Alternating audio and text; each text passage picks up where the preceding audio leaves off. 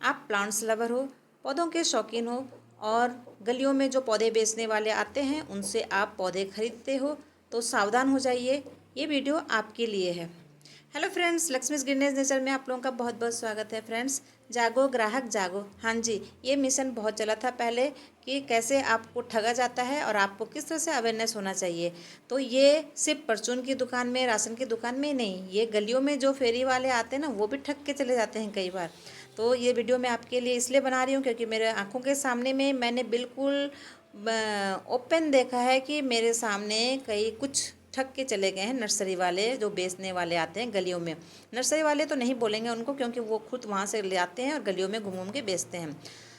तो ऐसे लोगों से सावधान हो जाइए। इस वीडियो को पूरा देखिए आप, और आपको पौधे जब भी आप इन लोगों से खरीदते हो तो आपको पौधों के प्राइस पता होना चाहिए। देखिए, ये मामूली से पौधे हैं, पार्कों में लगे होते हैं। मैं पार्क से कटिंग करके लाई थी और इसको लगाया था।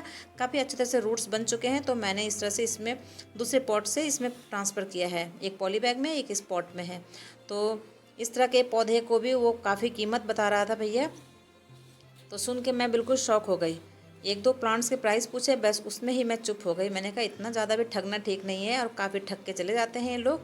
तो हमारे गली के कॉर्नर में कुछ लेडीज़ें पौधे ले रही थी, तो मैंने सोचा, मुझे कुछ काम था भैया से, नर्सरी वाले भैया से। मैंने सोचा कि इनसे मैं अपने पौधों में कुछ काम करवाती हूँ, उनका जो भी मेहनत आना होगा उनको दे दूँगी। तो मैं इसी पर्पज़ से गई थी, तो उनसे मैंने ऐसे अचानक ही प्राइस पूछ लिया। मैंने कहा भैया इसका प्राइस क्या है? तो उन्होंने कहा 100 रुपीज़। मैं तो सुन के धक हो गई। आप भी समझ सकते हो, नर्सरी में इतना तो प्राइस नहीं है इसका, नर्सरी में ही बिक्री होता है। और ये है शमी का पौधा।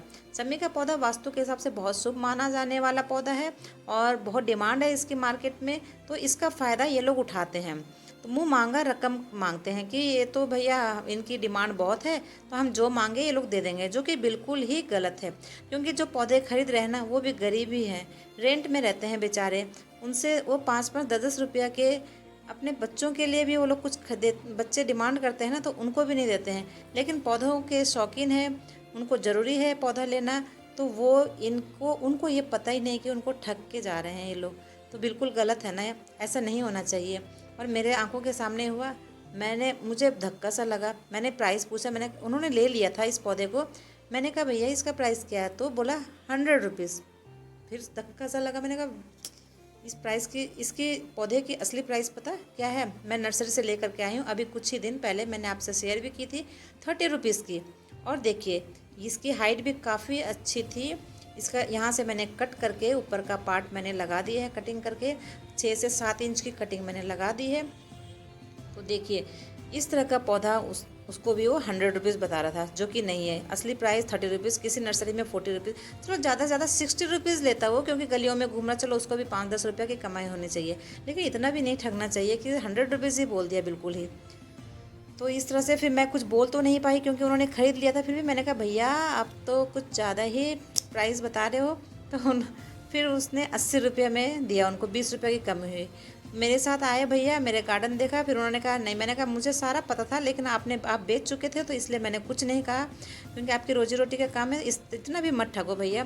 तो उन्होंने कहा आपको तो असली प्राइस पता है, चलो फिर मैं तो अब दोबारा से नहीं करूँगा।